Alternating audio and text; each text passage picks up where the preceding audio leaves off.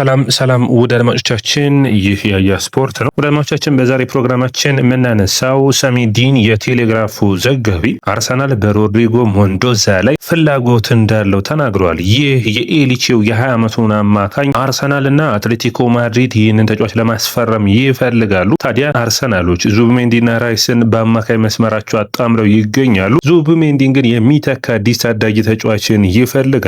ከወደ ስፔን ታዲያ የመጣው ይህ ታዳጊ አዲሱ ፔድሪ በመባል የሚታወቀው ነው። ሮድሪጎ ሞንዶዛ ማን ነው? አርሰናልስ ለምን ፈለገው? ማይክል አርቴታ እንዴት ሊጠቀምበት ይችላል? አንድሬ በርታ የሞስኬራ ፊርማ ላይ አስደምመውናል። ሌላ አስደማሚ ፊርማን በዚህ ተጫዋች ላይ ሲያሳዩን ይሆን? አንዱ የሚጠበቅ ነው የሚሆነው። ሮድሪጎ ሞንዶዛ የ20 ዓመቱ የስፔን ከ21 ዓመት በታች ብሔራዊ ቡድን አስደናቂ ብቃቱን ያሳየው ወይም ደግሞ የሞስኬራ የቡድን አጋር ነው። በስፔን ከ21 ዓመት በታች ሮድሪጎ ሞንዶዛ ማርቲኔዝ ሞያ ይባላል። 20 ዓመቱ ላይ የሚገኝ ሲሆን የተወለደውም እንግዲህ በማራሲያ ስፔን ውስጥ ነው። ሜትር ከ82 ቁመቱ ይረዝማል። የአማካኝ መስመሩን ወይም ደግሞ የአጥቂ አማካኝ የአማካኝ ተከላካይ ሳይሆን ሙሉ በሙሉ አማካኝ መስመሩን መሸፈን የሚችል ነው። እንግዲህ በኤሊቼ 30 ቁጥር ማሊያ ለብሶ የሚጫወት ነው። ከኤሊቼ ቢ ቡድን እስከ ዋናው ቡድን ያደረገው አስደናቂ ብቃት አስደማሚ ተጫዋች እንደሆነ ይታያል። ባርሴሎና፣ ሪያል ማድሪድ፣ አትሌቲኮ ደ ማድሪድ እነዚህ ሁሉ ይህንን ተጫዋች ይፈልጉታል። መድፈኞቹ ግን በአንድሬ በርታ ሙሉ እምነት አላቸው።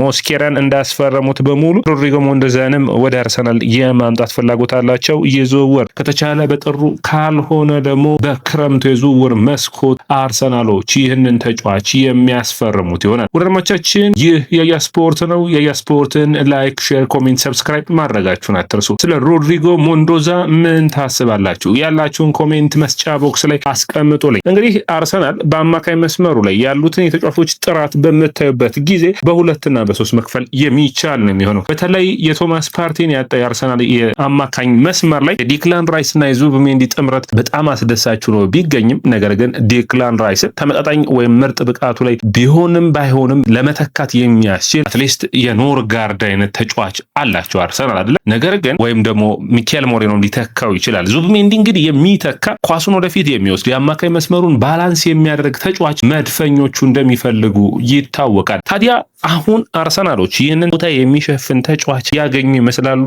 ሮድሪጎ ሞንዶዛ ይባላል። ሮድሪጎ ሞንዶዛ ምን አይነት ብቃት አለው ብለን ጠለቅ ብለን ስናየው እንግዲህ ተጫዋች የመጀመሪያ ታዳጊ ቡድኑን እንግዲህ ወደ ኤሊቼ ያቀነው 2019-2022 ድረስ በኤሊቼ ቢ ቡድን ተጫውቷል። የአጥቂ መስመር ተጫዋች ሆኖ ተጫውቷል። የአማካይ መስመር ተጫዋች ሆኖ ተጫውቷል። ብዙ ቦታዎችን ማካለል የሚችል ነው። ለስፔን ከ17 ዓመት በታች እንግዲህ 6 ጨዋታዎችን አድርጎ 1 ጎል አስቆጥሯል። ለስፔን ከ21 ዓመት በታች ደግሞ 4 ጨዋታዎችን ማድረግ ችሏል። በዘንድሮ ውድድር ዓመት በላሊጋው 9 ጨዋታዎችን አድርጎ 1 ጎል እና ምንም አሲስት አላደረገም። 2 ቢጫ ካርድ አይተዋል። በጣም አስገራሚ የሆነው ምን ክህሎቶች ያሉት ብላችሁ ካያችሁ ይህ ተጫዋች እንግዲህ አሁን ባለው ዋጋ 9 ሚሊዮን ዩሮ ቢሆንም ታዳጊዎች ግን የሚደርሱበት አቅም ታይቶ 40 እስከ 50 ሚሊዮን ዩሮ የማውጣት አቅም ሊኖረው ይችላል። ነገር ግን አርሰናሎች ይህንን ተጫዋች ሊያስፈርሙት የሚያስችላቸው ሁኔታ ምንድነው ካላችሁኝ የኮንትራት ማፍረሻው 20 ሚሊዮን ዩሮ ነው። ሮድሪጎ ሞንዶዛ አሁንም አቅሙን ማሳደግ የሚችል ነው። አርሰናሎች በጥር ካስፈረሙ በዛው እንዲቆይ ምርጫቸውን ሊያደርጉ የሚችሉበት እድል ይኖራል። ሮድሪጎ ሞንዶዛ ምን አይነት ጥንካሬ ያለው ብላችሁ ካያችሁ ድሪብል በማድረግ ቴኮኖችን በማድረግ ወይም ተጫዋቾችን በማለፍ ከአማካይ መስመር እየተነሳ በጣም ጥሩ ክህሎት ያለው ተጫዋች ነው። በዚህም 98% ላይ የሚቀመጥ ነው የሚሆነው። ሌላኛው ፕሮግሬሲቭ ኬሪ ነው። ኳሱን ወደፊት ይዞ በመሄድ 88%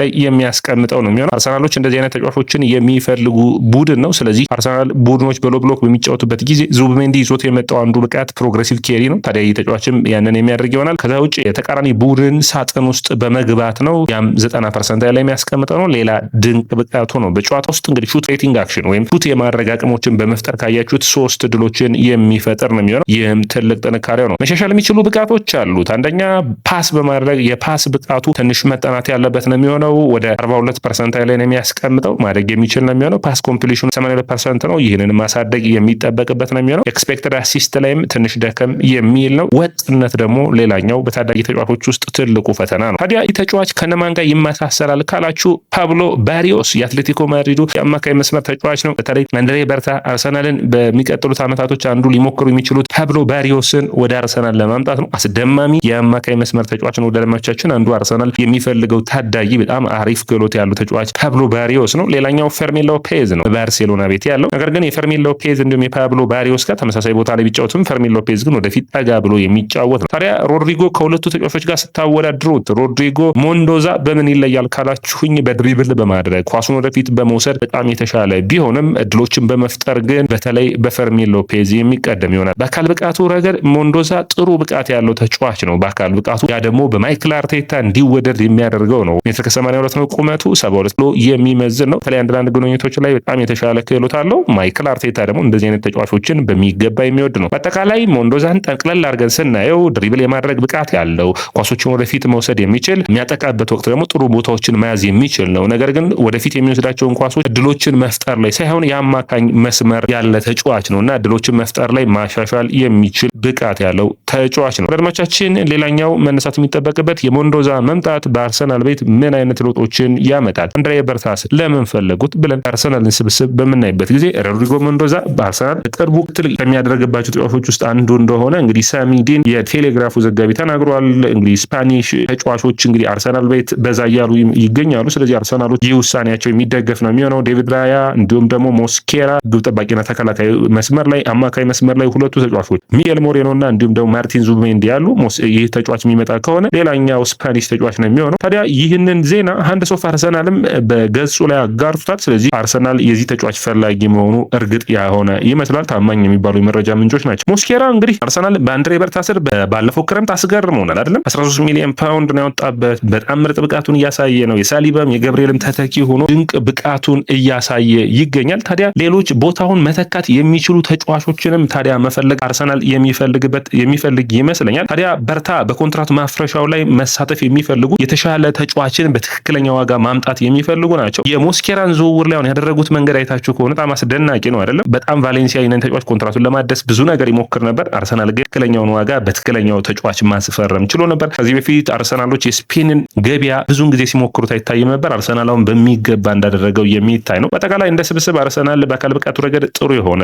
በመፋለሙ ረገድ ጥሩ ቡድንን ለመስራት እንደዚህ አይነት ተጫዋቾች የሚያስፈልጉት ነው የሚሆኑት። ቸልሲ በታዳጊዎችን በማምጣት በጣም የተሻለ ቡድን ሆኖ ይታያል። ታዲያ አርሰናልም ወደዚህ ዝውውር መግባት ያለባቸው ይመስላል። ሊቨርፑል ለምሳሌ ጀረድ ኳንሳና ዶክን ሲያመጡ፣ ማንቸስተር ሲቲ ታዳጊዎችን ለማስፈረም ሲሞክር፣ በቅርቡ እንኳን ሲቪየር ኔፔንን ከአርሰናል እንደቀማ ማንቸስተር ሲቲ የምታውቁት ነው። ታዲያ አርሰናል በዚህ ሁኔታ ላይ መሳተፍ እንዳለበት ይታወቃል። ማይክል አርቴታ አንዳንድ መረጃዎች ላይ ሳይ የፒኤስጂን የአማካይ መስመር የሚመስል ሁኔታም በሚቀጥሉት ዓመታቶች መፍጠር ይፈልጋል። የቪቲኒያ ጃኦ ኔቬስና እንዲሁም ደግሞ ፋቢያን ሩይዝ የፈጠሩትን ቦታዎች ማለትም የ6 የ8 ቁጥርና የ10 ቁጥር ሚና ሁሉም የአማካይ መስመር ተጫዋቾች እንዲሰሩ ይፈልጋል። ታዲያ አርሰናል ባለፉት ዓመታቶች በአርሰን ዌንገር ስር የነ ፋብሪጋዝና የነ ካዞር ላይ ተጫዋች ነበረው። አሁን ግን እንደዚህ አይነት ተጫዋቾች የሉትም። ታዲያ ይህ ተጫዋች ሞንዶዛ ይህንን ቦታ የመሸፈን አቅም ይኖረዋል። ፋቢዮ ቪዬራን አርሰናሎች አመጣው ያልተሳካ ጊዜን ቢያሳልፍም እንደዚህ አይነት ዝውውሮችን ሪስክ ወስዶ ማድረግ ያለባቸው ይመስላል። ማርቲን ኦዴጋርድ እንግዲህ በዌስትሃሙ ጨዋታ አይታችሁት ከሆነ በአማካይ መስመር ላይ ከኢብሪቼዜ ጋር ሲሰለፍ አንዱ አርሰናል በ8 ቁጥር ቦታ ላይ በተለይ ዙቢሜንዲ በሚጎዳባቸው ጨዋታዎች ላይ ይህንን ተጫዋች የመጠቀም እድል ሊኖረው ይችላል። ታዲያ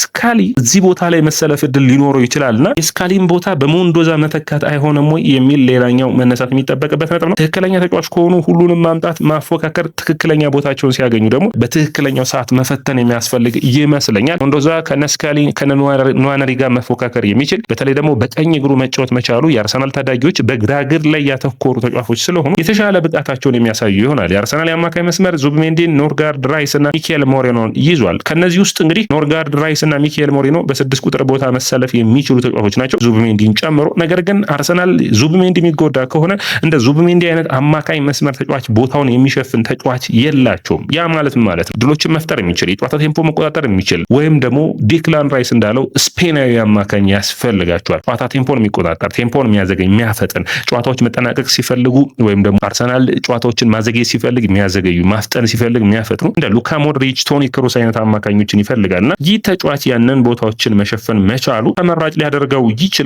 ከዛ ውጭ አርሰናሎች 20 ሚሊዮን ዩሮ ነው የሚያወጡበት።